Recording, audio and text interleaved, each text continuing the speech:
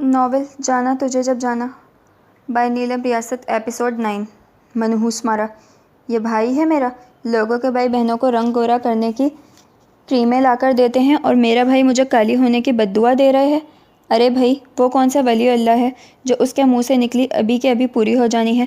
تم آرام سے برگر کھاؤ، پر ہمیں کہیں اور بھی جانا ہے۔ سورج کی تپش بھی تمہارے رنگ کا کچھ نہیں بگاڑ پائی، کیسے لال گلابی لگ رہی ہو۔ جگن تم بڑی اچھی ہو۔ ہم سب نے سوچا تھا اپنی بڑی بہن کی طرح نکچڑی ہی ہوگی، اس لیے تمہارے سامنے شو مارنے کے لیے کالا چشمہ پہن کر آئی ہوں، ورنہ مجھ سے تو ان شیشوں میں سے صحیح دیکھا بھی نہیں جاتا۔ نرگس کی بات پر فوراً پپو بولے، سچ بتاؤں نا، اب بھی بھابھی نے تمہاری تعریف کی اس لیے ایک دم سے تمہیں اچھی لگنے لگی ہیں۔ یاجوج میں کہہ رہی ہوں چپ کر جاؤ، نہیں تو ابا کو تمہارے فون میں موجود لڑکیوں کے میسج دکھا کر اگلے پچھلے سارے حساب بے باک کر دوں گی، وہ بھی سود سمیت۔ پپو نے بہن کو کھا جانے والی نظروں سے گھورا، جو فرائز میں بھر بھر کر کیچپ لگا کر چپڑ چپڑ کھا رہی تھی، جبکہ جگن کبھی اس کی شکل دیکھتی، کبھی اس کی، اور کبھی ارد گرد بیٹھے لوگوں پر معذرت خواہانہ نظر ڈال لیتی۔ تم دونوں لڑائی بند کرنے کا کیا لوگے؟ میں ایک شیک کا گلاس لے کر چپ کر سکتی ہوں، بس اس شرط پر کہ اگر یہ میری طرف دیکھے بھی نہ، میں تمہیں منہ بھی نہ لگاؤں۔ تم دیکھنے کی بات کرتی ہو، سڑی مرچ۔ نرگس کو آستین چڑھاتے دیکھ کر جگر نے اپنا سر اپنے ہاتھوں میں تھام لیا۔ ہائے اللہ، میں کہاں پھنس گئی ہوں؟ کیا تم نے وہ گانا نہیں سنا؟ رضیہ گنڈوں میں پھنس گئی۔ حد سے زیادہ واہیات گانے ہیں، اور اگر یہ کم ہے تو وہ دوسرا سننا۔ وہ کیا تھا؟ ہائے جلیبی بھائی، میرا کزن ہے زویب، جب سے یہ گانا آیا ہے ہم اب اس کو زیبی بھائی کے بجائے جلیبی بھائی کہتے ہیں۔ جگن نرگس کا منہ دیکھ رہی تھی، جو بے لحاظی سے بول رہی تھی۔ حد یہ کہ اینڈ پہ پپو خود ہی کہکا مار کر اپنے آپ کو داد دیتی، اس کو کسی اور کی رائے کا انتظار ہی نہ تھا۔ جب تک جگن نے جوس ختم کیا تھا تب تک وہ دونوں بھی کھانے پینے سے فارغ ہو چکے تھے۔ جب داخلی دروازے میں حارث بھائی کے ڈرائیور کی شکل نظر آئی، جگن کھڑی ہو گئی، بل دیا اور وہ لوگ باہر آ گئے۔ اس نے ڈرائیور سے چابی مانگی تو وہ جواب میں ڈرائیور نے حارث کے الفاظ دہرا صاحب نے کہا تھا بی بی سے کہنا چھوٹے تنگ بازاروں میں آپ کا گاڑی چلانے کا کوئی تجربہ نہیں ہے، اس لیے آپ کا جہاں بھی جانے کا پروگرام ہو میں ہی سروس دوں۔ بات کسی حد تک غلط ہی تھی، مگر وہ کچھ سوچ کر نرگس کے ہمراہ پیچھے بیٹھ گئی۔ پپو آگے بیٹھ گیا۔ بی بی جی، کیا حارث صاحب کے والد کے گھر جانا ہے؟ ہاں جانا تو وہی ہے، مگر اس سے پہلے آپ مجھے ایک فرنیچر شو روم ہے وہاں لے چلیں۔ احتیاط کے طور پر اس نے نرگس اور پپو سے پوچھ لیا، کہیں ان کو گھر جانے کی جلدی تو نہیں؟ دونوں کا جواب نفی میں ہی آیا۔ پھر اس نے ڈرائیور کو مطلوبہ جگہ کا پتہ سمجھایا اور خود اپنے فون نکال کر ایک دفعہ پھر حارث کا نمبر ملایا۔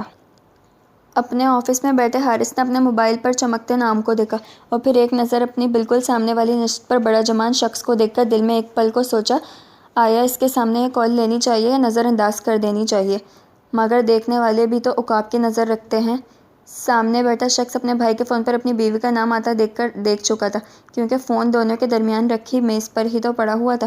حارث نے کال کو اگنور کرنا چاہا، جس پر تاشفین نے ہاتھ بڑھا کر کال آنسر کی اور اسپیکر آن کر دیا۔ جگن کی آواز خاموش کمرے میں گونج اٹھی، سوری حارث بھائی، آپ کو دوبارہ تنگ کر رہی ہوں، یہ جانتے ہوئے بھی کہ آپ کا ایک ایک سیکنڈ ضروری ہوتا ہے، مگر میں آپ کا شکریہ ادا کرنا چاہ رہی تھی۔ اس کی ضرورت نہیں ہے جگن۔ کیوں ضرورت نہیں ہے؟ ابھی مجھے ایک دو جگہ پہ جانا ہے، مگر گھر پہنچتے ہی آپ کی گاڑی اور ڈرائیور واپس بھیج دوں گی۔ کوئی فکر والی بات نہیں ہے، جب تک ضرورت ہو رکھ سکتی ہو۔ That's so sweet of you, پر آپ نے میری ڈرائیونگ کو بہت انڈر اسٹیمیٹ کیا ہے۔ اس وقت تو میں بحث کے موڈ میں نہیں ہوں، پر کسی وقت آپ کو ساتھ لے کر انہی چھوٹے بازاروں میں گاڑی چلا کر دکھاؤں گی۔ مجھے کوئی شک نہیں ہے تم ایسا کر لو گی، یہ تو بس احتیاط کے طور پر ڈرائیور بھیجا ہے۔ تھینکس اگین بگ برو۔ ایک اور بات۔ ہاں بولو۔ حارث بات جگن سے کر رہا تھا، مگر نظریں تاشفین پر تھی، جو ماتھے پر شکنوں کا جال لیے بیٹھا فون کو گھور رہا تھا۔ کس دن بچوں کو ایک دن کے لیے گھر پر بھیجا نا، یہ کون سی بڑی بات ہے؟ وہ تو آج بھی تمہاری طرف ہی تھے، ممی کے ساتھ سارا دن گزار کر آئے ہیں۔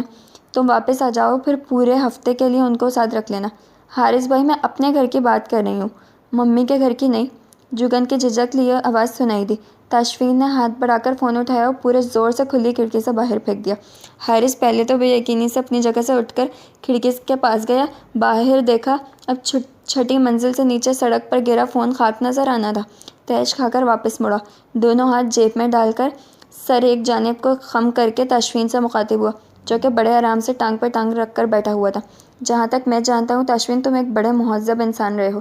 جانوروں والی حرکتیں کب سے شروع کی ہیں؟ جب سے جانوروں سے واسطہ پڑا ہے، کیونکہ کچھ لوگوں کو اپنی بات سمجھانے کے لیے ضروری ہوتا ہے کہ ہم ان سے انہی کی زبان میں بات کریں۔ میرے سینکڑوں نمبر میرے فون میں محفوظ تھے، اس کے علاوہ اور کوئی فائلز تھیں۔ کسی چور کے ہاتھ لگ گیا تو میرا کوئی بڑا نقصان بھی ہو سکتا ہے۔ حارث اصرار: صاحب میں جانتا ہوں تم اپنے نمبر نہ فون کی میموری میں سیو کرتے ہو نہ ہی SD کارڈ میں۔ ساری تمہاری انفارمیشن تمہارے جی میل اکاؤنٹ میں محفوظ ہے۔ وہ سارا ڈیٹا تم کسی بھی ڈیوائس سے ریکور کر سکتے ہو۔ آئی فون کی اسکرین اتنی اوپر سے گرنے سے ٹوٹ گئی ہوگی، میموری کارڈ اس میں ہوتا نہیں ہے جو کوئی چوری کرے گا۔ آخری حد یہ ہے تمہارے فون پر فنگر پرنٹس لاک ہے۔ فون کی جگہ نیا فون مجھ سے لے لینا، پر اپنی سالی کو آج ہی جا کر جیسے چھوڑ کر آئے تھے اسی طرح واپس لے آؤ۔ میں تمہیں پہلے بھی بتا چکا ہوں، تاشی وہ میرے کہنے پر نہیں گئی ہے، نہ ہی میرا حق بنتا ہے اس کو واپس آنے پر مجبور کروں۔ ٹھیک ہے، پھر میں تمہاری بیوی کو فون کر لیتا ہوں۔ نہیں، تم اس کو اس سلسلے میں فون نہیں کرو گے۔ کیوں؟ کیونکہ وہ جگن کی وہاں پر موجودگی سے لاعلم ہے۔ یہ تو اور بھی اچھی بات ہے، پہلی فرصت میں اپنی بہن کو اس مرغیوں کے ڈربے جیسے گھر سے نکال لائے گی۔ لیکن تمہارے ساتھ مسئلہ کیا ہے؟ پہلے تم اس بیچاری کو چھوڑ کر چلے گئے، اب جب کہ وہ تمہاری بد اخلاقی کو اگنور کر کے وہاں گئی ہے تو تمہاری جان کو پھر بھی سکون نہیں ہے۔ چاہتے کیا ہو؟ اس لڑکی سے جان چھڑوانا چاہتا ہوں۔ اچھی بات ہے، اس کے لیے تمہیں میرے پاس آ کر اجازت لینے کی ضرورت نہیں ہے۔ جا کر جو جی میں آئے کرو، کیونکہ اگر تمہارے دل میں جگن کے لیے ذرا بھر بھی عزت بھی نہیں ہے تو ایسے فضول رشتے کو قائم رکھنے کی کوشش ہی بیکار ہے۔ نہ جانے کیوں میں آج تک تمہارے اندر اچھائی ڈھونڈ رہا تھا۔ حارث اس دفعہ دونوں ہاتھ سینے پر باندھے ماتھے پر تیوری لیے بول رہا تھا۔ تشوین چہرے پر کمینی سی مسکراہٹ لے کر اپنی جگہ سے اٹھا۔ کتنی عجیب بات ہے نا حارث، پہلے ہم دوسرے کی اچھائیوں کو اپنے رویے کی کمینگی کی وجہ سے ختم کرتے ہیں اور پھر ان سے اچھائی کی امید بھی باندھتے ہیں، یعنی بےغیرتی کی بھی کوئی حد ہوتی ہے یار۔ مگر میں تمہیں وارن کر رہا ہوں، اپنی بیوی کی بہن کے معاملے میں مجھ سے اچھائی کی توقع نہ رکھنا۔ حارث کے حیران نظروں میں بہت سنجیدگی سے دیکھتے ہوئے وہ وہاں سے نکل گیا۔ حارث بالوں میں ہاتھ پھیر کر اپنی کرسی پر گرنے کے انداز میں بیٹھا۔ وہ تاشفین کو سمجھنے میں غلطی کر گیا تھا۔ اس کا خیال یہی تھا کہ جگن کو اپنے گھر میں دیکھ کر تاشفین سب بھول جائے گا، مگر ایسا نہیں ہوا تھا، اور یہ بات کم از کم حارث کے لیے انتہائی تشویش کا باعث بن رہی تھی۔ فارس لوگ کالج یونیورسٹی سے واپس آنے کے بعد کپڑے بدل کر اپنے روزمرہ کے ٹاسک دیکھ رہے تھے۔ عباس جگن کی غیر موجودگی کو محسوس کر کے ابو سے سوال پر سوال کر رہا تھا۔ کیا وہ واپس چلی گئی ہیں؟ او نہیں یار، اس کا فون آیا تھا، تمہارے اسکول سے نکل کر شاپنگ کرنے چلی گئی ہے، آ جائے گی۔ شاپنگ کس لیے؟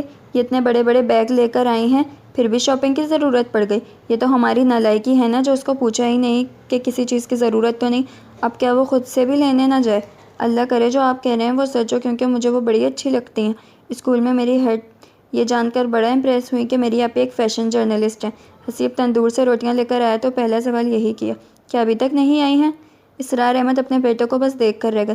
جگن کو آج یہاں آئے تیسرا دن ہی ہوا تھا اور گھر کے افراد ابھی سے اس کی وقتی غیر موجودگی کو اس قدر محسوس کر رہے تھے۔ دل ہی دل میں انہوں نے دعا کی، اللہ آگے جا کر ان کے لیے اچھا ہی کریں۔ فارس نے سالن دم پہ رکھ کر سارے ضروری برتن سیٹ کیے۔ اس دوران بار بار اپنا پسینہ کندھے پر رکھے چھوٹے سائز کے تولیے سے صاف کر رہا تھا۔ حالانکہ کچن میں چھوٹا سا پنکھا چل رہا تھا، کھڑکیاں کھلی ہوئی تھیں، پر گرمی پھر بھی اپنی جگہ موجود تھی۔ حسیب نے روٹیاں ہاٹ پاٹ میں رکھیں، فریج سے دہی نکال کر رائتا بنانے لگا۔ فارس کچن سے نکل کر ابھی آیا کہہ کر گھر سے نکل آیا۔ ابھی 2-4 قدم ہی آگے گیا ہوگا جب پیچھے سے عباس بھاگتا ہوا آیا۔ دونوں بھائی کچھ بھی کہے بغیر ایک ساتھ گلی کے اینڈ تک آئے۔ بازار کی رونق اپنے عروج پہ تھی، لوگ آ جا رہے تھے۔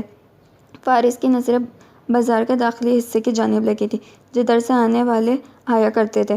نذیر دکان والے نے جب فارس کو مسلسل 5 منٹ تک ادھر ہی کھڑے پایا تو حیران ہوا، کیونکہ اسرار احمد کے بیٹوں کی ایک خوبی یہ تھی کہ کسی نے کبھی ان کو گلی بازار میں یوں ہی آوارہ گردی کرتے نہیں پایا تھا، اپنے کام سے آتے جاتے نظر آتے۔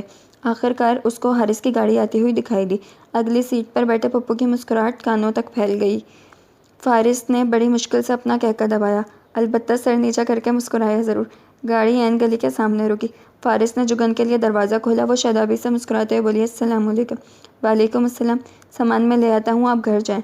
دھیمے سے مسکراتے ہوئے اس نے جواب دینے کے ساتھ اگلا لائحہ عمل بھی سنا دیا۔ جگن ویسے بھی کافی تھک گئی تھی، فوراً نکل کر آگے بڑھنے لگی تھی جب عباس سامنے آیا۔ آئندہ جب میں اسکول سے آؤں تو آپ گھر پہ نظر آئیں۔ جگن کا دل پگھل گیا، چک کر عباس کے ماتھے کا بڑا سا بوسہ لیا، اس کا ہاتھ اپنے ہاتھ میں لے کر گھر کی طرف جاتے ہوئے بولی، جو حکم میرے آقا۔